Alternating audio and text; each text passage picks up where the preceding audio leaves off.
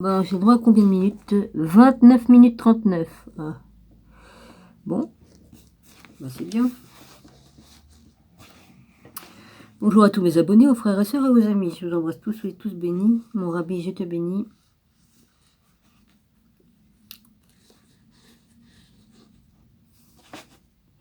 Oh, bah je devais aller faire retourner aux courses tantôt, chercher de l'eau ou des trucs comme ça. Mais j'y suis pas allée, je me suis endormie.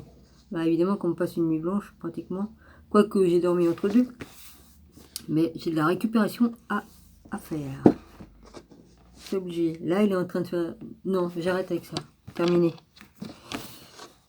Qu'est-ce que j'ai dit? J'ai dit je m'occupe plus de parler de celui-là. Bah, c'est terminé. Alors, j'en étais où, moi? Je suis toujours dans Jésus les derniers jours. Alors, il est 9 h du matin lorsque Pilate s'assoit à nouveau sur le trône du jugement. Il essaie une dernière fois de faire libérer Jésus. Voici votre roi, grogne-t-il d'une voix féroce à l'assemblée de chefs religieux et ses disciples. Cet homme devrait déjà se trouver dans les cours du temple, car le sacrifice des agneaux commencera bientôt. À mort clament les chefs religieux, à mort, crucifie-le. Pilate en a assez de parlementer. Le gouverneur romain n'a jamais été un exemple de compassion et il pense avoir fait tout ce qu'il pouvait. Le destin de Jésus ne vaut pas la peine qu'il fasse davantage d'efforts. Crucifiez-le. Crucifierai-je votre roi ? Demande-t-il, attendant une dernière confirmation. Nous n'avons de roi que César, répond un prêtre, pris au pied de la lettre. Un prêtre juif. Enfin bref. Car le prêtre est en train de signifier qu'il rejette son propre Dieu. Bah oui. Son propre Dieu juif, en faveur du Dieu des païens romains. Mais les disciples de Sanhédrin ne voient pas l'ironie de la situation. Faut être aveugle pour pas voir l'ironie de la situation, franchement. Quel crime a-t-il commis, lance Pilate.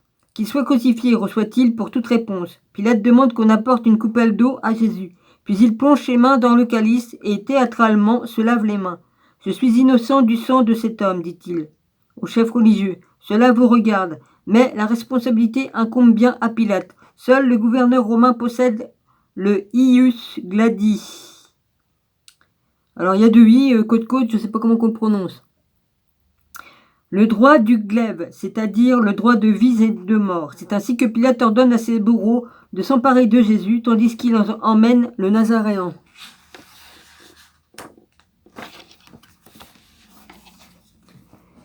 Pour être crucifié, Ponce Pilate s'apprête à déjeuner de bonne heure. On lui arrache le manteau pourpre, puis la couronne d'épines reste en place. L'escadron de la crucifixion place une planche de bois rouge rugueuse sur les épaules de Jésus. Elle pèse entre 20 et 30 kilos, mesure un peu moins de 2 mètres de long, et ses échardes se plantent bientôt dans les plaies ouvertes du corps de Jésus. L'humiliation au palais de Pilate est maintenant achevée. La procession vers le lieu d'exécution peut commencer. En tête de file se trouve l'officier connu sous le nom de Dexactor Mortis. Comme l'exige la tradition, ce centurion porte un panneau écrit en grec, araméen et latin. En temps normal, on liste les crimes du condamné sur ce panneau destiné à être ensuite cloué sur la croix, au-dessus de lui. Ainsi, les passants savent pourquoi l'homme a été crucifié. Si Jésus a été jugé coupable de trahison, c'est ce qui devra être écrit sur le panneau. Mais Ponce Pilate décide de changer la tradition. Dans un dernier élan pour triompher du caïphe, le gouverneur écrit lui-même l'inscription au charbon « Jésus le Nazaréen, roi des Juifs ». Change ça, réclame Caïphe, avant que la procession de la crucifixion ne se mette en route. Ce que j'ai écrit, je l'ai écrit, répond Pilate, d'un ton plein de condescendance. Cette inscription ouvre donc la voie à Jésus et à ses 4 bourreaux pendant le lent et douloureux trajet jusqu'à Golgotha, la colline que les Romains utilisent. Pour les exécutions, le parcours fait un peu moins de 2 km. Jésus passe par les rues pavées de la ville haute de Jérusalem. Il franchit ensuite la porte de Géna, G-E-N-A-T-H, jusqu'à une petite colline où un poteau planté à la verticale l'attend. Il est presque midi. Une foule considérable s'est rassemblée pour assister à la scène malgré le soleil brûlant au-dessus de leur tête. Le Nazaréen est un ancien constructeur et charpentier. Il connaît donc la meilleure façon de porter une planche, mais il n'a plus la force de le faire. L'exactor mortis s'inquiète en voyant Jésus trébucher plusieurs fois. Si Jésus meurt avant d'atteindre le lieu de la crucifixion, ce sera de sa faute à lui. L'exactor mortis, il réquisitionne donc un pèlerin parmi l'assistance, un juif africain nommé Simon de Cyrène. Alors je vais lire ce qu'ils écrivent en dessous en petit. De Simon de Cyrène, on sait seulement qu'il venait de la ville de Cyrène en Libye et qu'il parcourut près de 1500 km pour se rendre à Jérusalem pour la Pâque. Marc parle de lui comme du père d'Alexandre et de Rufus. Et dans Romains 16, 13, le célèbre missionnaire Paul salue un homme nommé Rufus, ce qui laisse penser que les fils de Simon étaient si célèbres dans la communauté chrétienne de l'époque que les lecteurs reconnaîtraient facilement leur nom.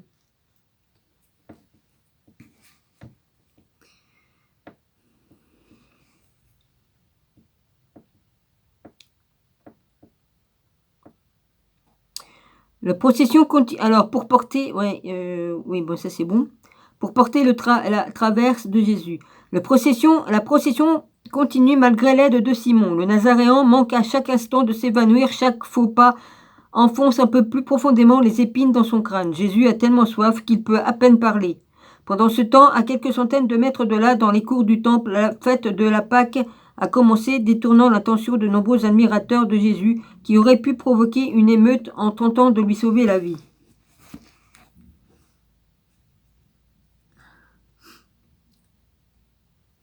Putain, je sais pas si c'est... C'est pas bon du tout, là, depuis qu'il a mis le compteur, je suis pas bien, là, vas-y. Ça me fait mal dans les oreilles et dans le crâne. Oh bon, c'est pas bon du tout, hein. Le lieu de la crucifixion, Golgotha, n'est pas très vaste. C'est un petit mont tout proche des murs de Jérusalem.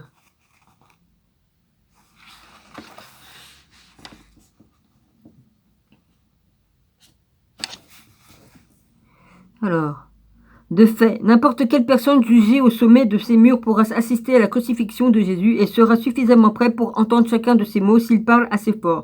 Mais Jésus n'a rien dit depuis plusieurs heures.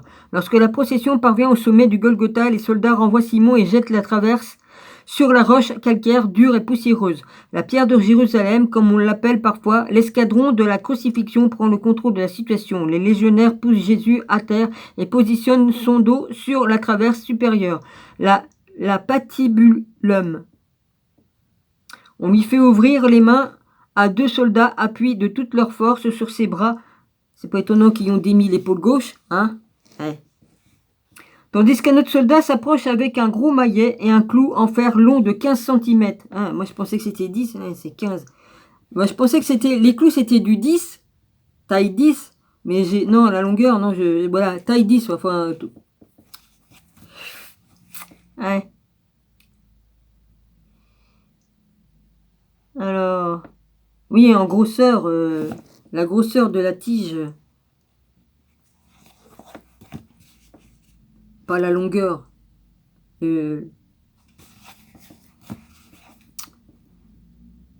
Alors, là, c'est marqué 15 cm de long, hein, dont la tige carrée se termine en pointe. Ah, c'était du carré. Ah, pourquoi qu'ils montrent les mains qui sont... Les mains, ça doit être... le trou, il doit être en carré, pas en rond. Ouais, enfin, bref. Bah, évidemment que Jésus hurle de douleur. Jésus hurle de douleur lorsque le métal transperce sa peau. Bah, les Romains plantent le clou au niveau du poignet, parce qu'à cet endroit, il est facile d'éviter les os. En quelques coups de marteau rapides, le clou traverse le corps jusqu'au bois. Les os du poignet forment une barrière rigide autour des tissus mous. Ainsi, lorsque la traverse est tissée en haut et que le poids du corps de la victime est suspendu à ce clou, les os empêchent les fines couches de muscles de se déchirer et le corps de tomber. Oui, ça, ils ont fait des expériences. Hein. Et le mec qui a écrit le livre, il n'a pas bien étudié. Hein. J'ai vu des vidéos là-dessus, hein, ils ont montré. Hein. Enfin bref.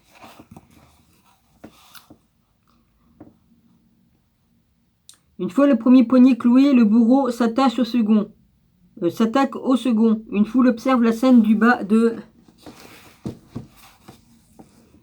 De la colline, parmi celles-ci, se trouve l'amie dévouée de Nazaréen, Marie-Madeleine, et la mère de Jésus. Marie, elle est venue à Jérusalem pour la Pâque sans se douter de ce qui arriverait à son fils. À présent, elle ne peut rien faire d'autre que le regarder avec effroi.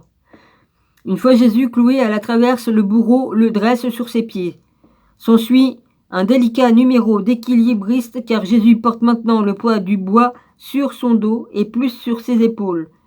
Il est tellement affaibli qu'il pourrait facilement tomber en arrière. 2 soldats maintiennent chacun une extrémité de la traverse et un troisième stabilise Jésus tandis qu'ils le font reculer vers la poutre verticale qui viendra compléter la croix. Ce poteau planté dans le sol, le starticulum, mesure plus de 2 mètres. Lorsque les Romains veulent voir leurs victimes souffrir plusieurs jours avant de mourir, un petit siège est placé à la moitié de sa hauteur. Mais demain, ce sera le jour du Shabbat et la loi juive exige qu'on descende le condamné de la croix avant le début de ce jour saint. Les Romains souhaitent que Jésus meure rapidement. Il n'y a donc pas de siège. Cédile sur la croix de Jésus. Il n'y a pas non plus de repose-pied au lieu de ça. Lorsque viendra le moment de clouer ses pieds au bois, ils devront être fléchis à un angle extrêmement inconfortable.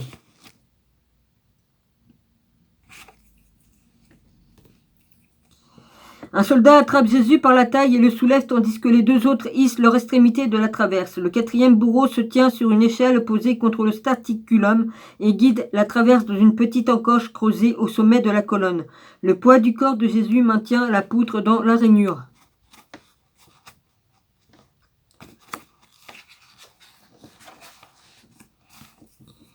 Jésus de Nazareth est désormais pendu à la croix. Il expérimente une nouvelle intense douleur lorsqu'on fléchit légèrement ses genoux et qu'on place ses pieds l'un sur l'autre avant de les clouer à la croix. La pointe traverse les fins os métastatiens avant de s'enfoncer dans le bois. Mais étonnant, aucun os ne se brise. Fait très rare lors d'une crucifixion. Il était écrit dans les écrits, comme ils ont prophétisé il y a plusieurs années avant, qu'il n'aurait aucun os de cassé. Donc, la prophétie s'est accomplie. Les bourreaux romains resteront à Golgotha jusqu'au dernier souffle de Jésus. Ils boiront leur vin aigre et en offriront même aux condamnés. Si nécessaire, ils lui briseront les jambes. Non, interdiction. Il est écrit qu'on n'y casserait même pas un os. Pour accélérer le processus, car mourir sur la croix est un long voyage jusqu'à la suffocation. Chaque fois que la victime inspire, elle doit se battre contre le poids de son propre corps et pousser son torse vers le haut à l'aide de ses jambes pour permettre à ses poumons de se gonfler. Au bout d'un certain temps, la victime épuisée ne peut plus ni inspirer ni expirer. 3 heures passent.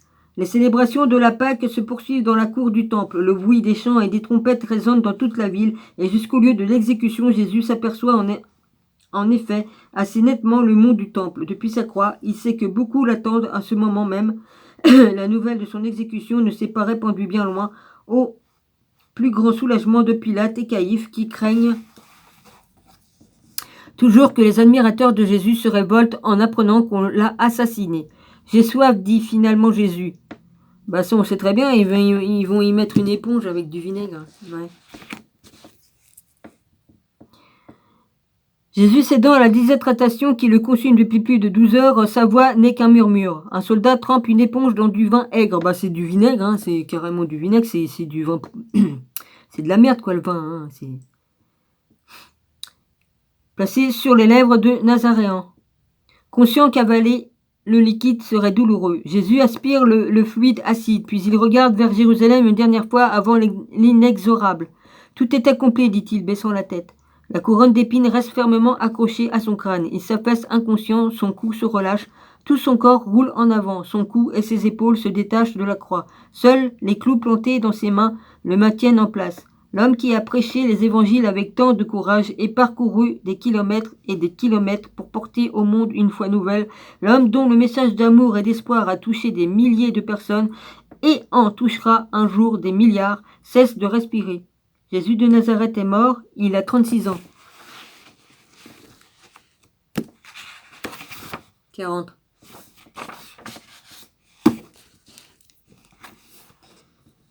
Ils n'ont pas tenu compte des calendriers. Chapitre 19. Ville haute de Jérusalem, vendredi 7 avril, 30 APR J-C, 15h, 18h. Les hommes de l'escadron de la crucifixion ont eu une journée difficile, mais ils ont... Ah oui, pour vous c'est difficile hein, de tuer des gens. Ah ouais. C'est surtout ceux qui sont sur les croix qui c'est difficile pour eux. Hein. Ils ont encore du travail. Habituellement, ils laissent le condamné sur la croix pendant plusieurs jours après sa mort, pour que le corps se décompose ou même qu'il soit dévoré par des animaux sauvages. Mais la loi juive interdit de laisser un corps sur le bois. Pendant le Shabbat, pour que les animaux sauvages puissent venir manger le corps sur la croix, il faut vraiment qu'il saute haut. Hein, il est quand même accroché à une certaine hauteur quand même.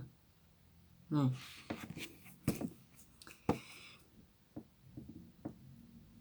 Faut réfléchir.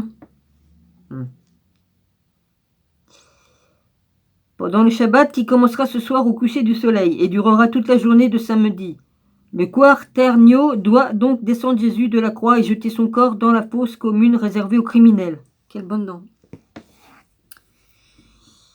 L'exacteur mortis s'assure que Jésus est bien mort en perçant sa poitrine avec sa lance. Les liquides pleuraux et péricardiques qui sont accumulés autour du cœur et des poumons de Jésus pendant des heures se déversent, à présent mélangés à un torrent de sang. Deutéronome 21-23. Là, on est au chapitre 19.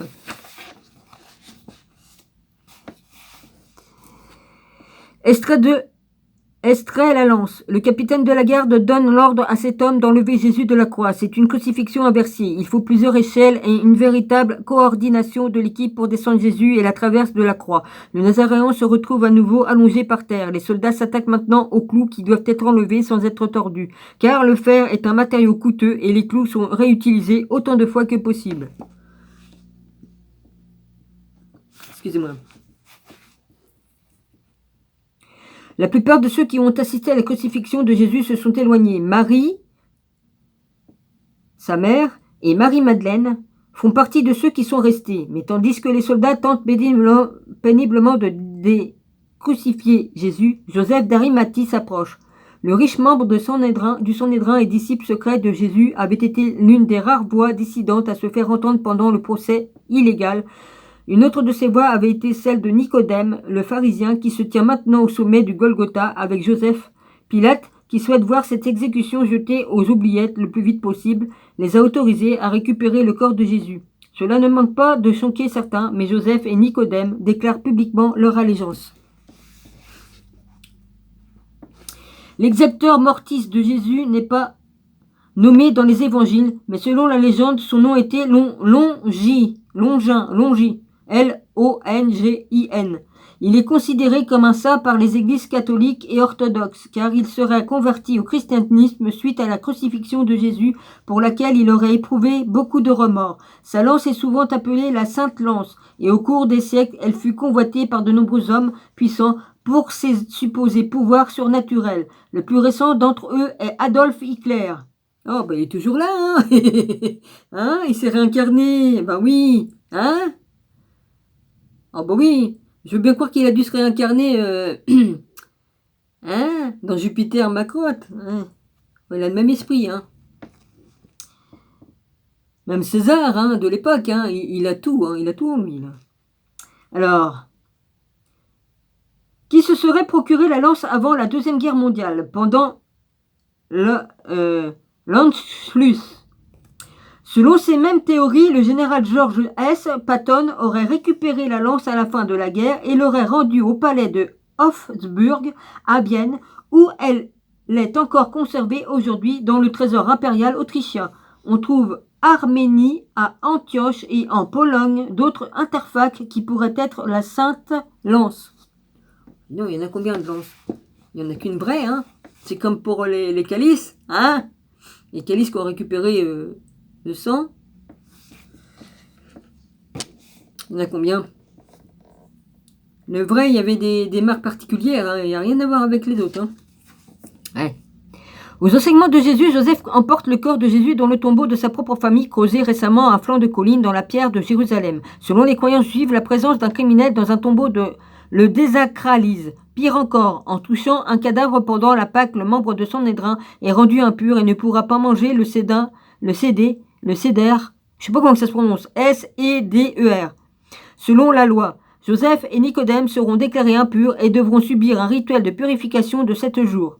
Peu importe, ces deux courageux membres du Sanhédrin assument leur rôle de disciples de Jésus en transportant son corps sans vie en bas du Golgotha, puis dans le tombeau proche. Ils n'ont pas le temps de pratiquer le rituel de nettoyage et d'onction du corps avec de l'huile, mais ils l'induisent d'un produit aussi coûteux que la myrrhe et l'aloès pour couvrir la future odeur de décomposition. Puis ils enveloppent le corps dans du lin en prenant soin de ne pas le serrer trop au niveau du visage au cas où Jésus ne serait pas mort, mais simplement inconscient. Ainsi, il ne suffoquera pas.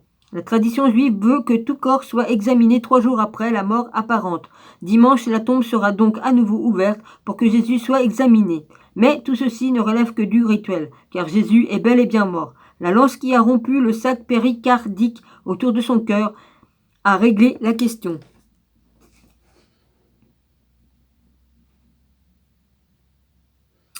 Alors, Nombre 19, 11. Depuis le temps les plus anciens, la tradition juive offre la possibilité d'enterrer les morts ou de les inhumer dans un tombeau. Les riches étaient souvent les seuls à pouvoir s'offrir une crypte familiale, que ce soit dans un tombeau ou dans la terre. La tombe était considérée comme un lieu de culte. Profaner cet endroit était considéré comme un péché extrêmement grave.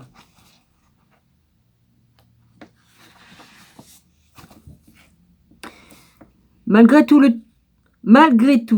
la tombe sera rouverte dimanche lorsque la mort sera déclarée. Lorsque la mort sera déclarée officiellement, son corps reposera dans le tombeau pendant 1 année entière, puis les os seront retirés de son corps, décomposés, et placés dans un petit récipient en pierre, l'ossuaire, qui sera rangé dans une niche creusée dans le tombeau ou placé dans un nouvel endroit.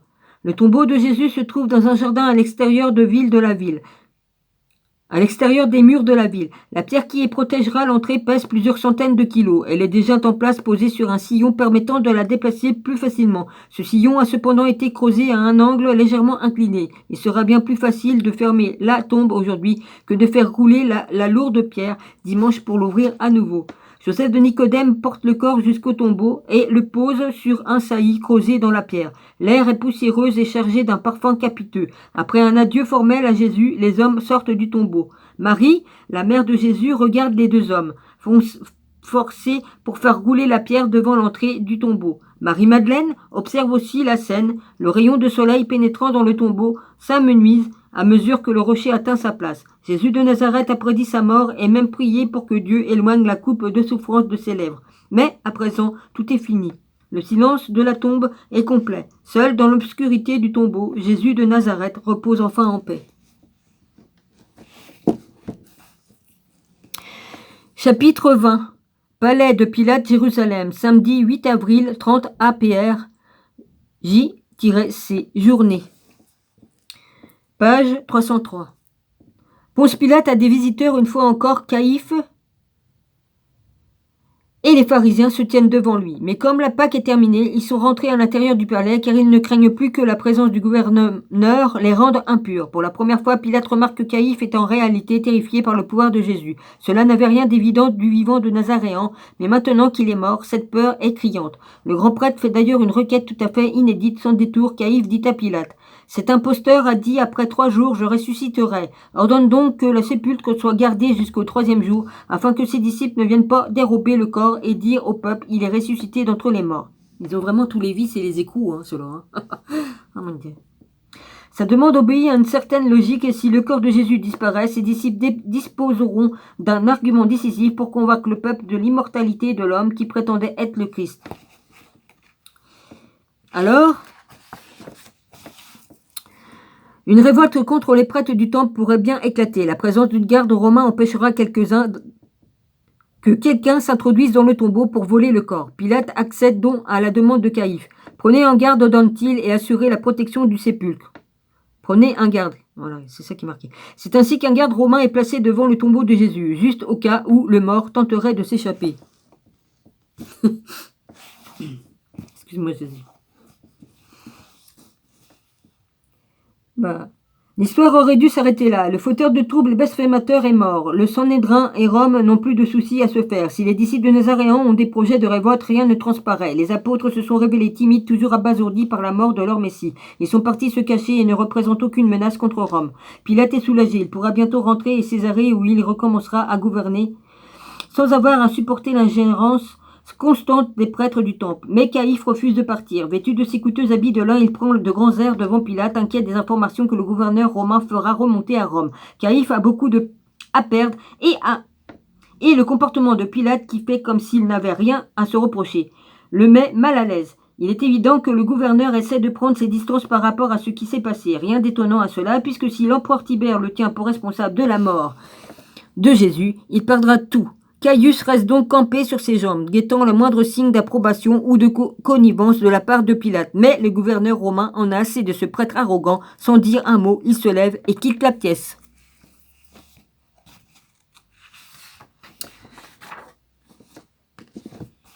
Chapitre 21. Tombeau de Jésus, dimanche 9 avril, 30 APR, J-C, aube. La matinée est sombre. Lorsque se lèvera bientôt sur Jérusalem... Aïe, aïe, aïe, va pas plus vite que la musique, Dominique. La matinée est sombre. L'aube se lèvera bientôt sur Jérusalem, marquant le 3e jour juste depuis la mort de Jésus. Marie-Madeleine prend l'initiative de s'acquitter elle-même de la tâche traditionnelle de l'examen du corps. Elle voyage avec une autre femme prénommée Marie, qui n'est pas la mère de Jésus.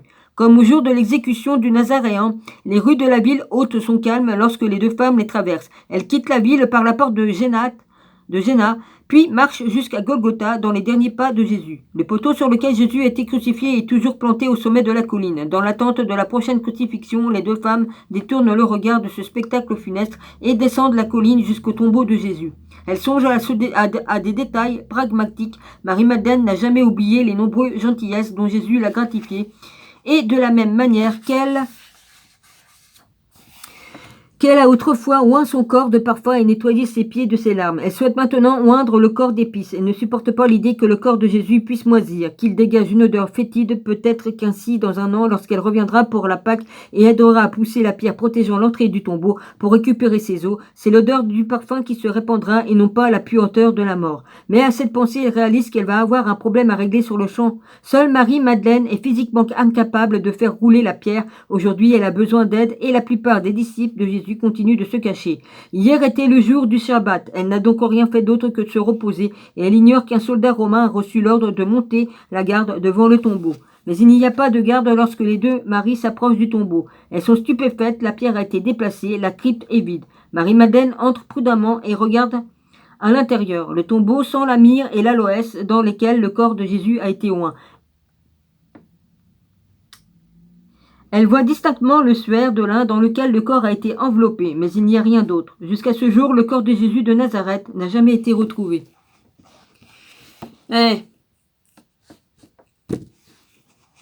Si je vous disais pourquoi, je crois pas que ça vous plairait. Bon, je le dis une fois dans mes vidéos, hein, vous avez qu'à regarder. Hein. Je le sais de Jésus, je sais comment. Qu'est-ce qu'ils ont fait? Bon. Ah ouais. Il y en a qui vont me traiter de menteuse. Peu importe. Ce qui s'est passé ensuite constitue la base même de la foi chrétienne. Selon les évangiles, le corps de Jésus n'a pas été volé. Les Écritures affirment que Jésus s'est relevé d'entre les morts avant de monter au ciel. Après la découverte de la disparition de son corps, il est écrit dans les évangiles que Jésus est apparu 12 fois sur terre sur une période de 40 jours. Ces apparitions aux hommes concernant parfois un seul individu, parfois des groupes de plus de 500 personnes, comme ce fut le cas sur une montagne de Galilée. Certaines de ces personnes raconteront l'événement en détail dans les années qui suivront. Un quart de siècle plus tard, le disciple Paul racontera l'apparition sur la montagne d'une lettre aux Corinthiens. Que l'on croit ou non que Jésus soit revenu d'entre les morts, l'histoire de sa vie et son message ont gagné un prestige bien plus grand après sa crucifixion. L'histoire se souviendra de lui non seulement comme de Jésus ou Jésus de Nazareth, mais aussi comme de Jésus le Christ, le Messie. Les écrivains romains de l'époque parlèrent de lui, préférant souvent l'appeler Christus, la version latinisée du Christ, à la différence de toutes les autres. Après, c'est bientôt la fin, là, le truc. J'ai fini le livre, mais il y a encore quelques trucs à lire quand même.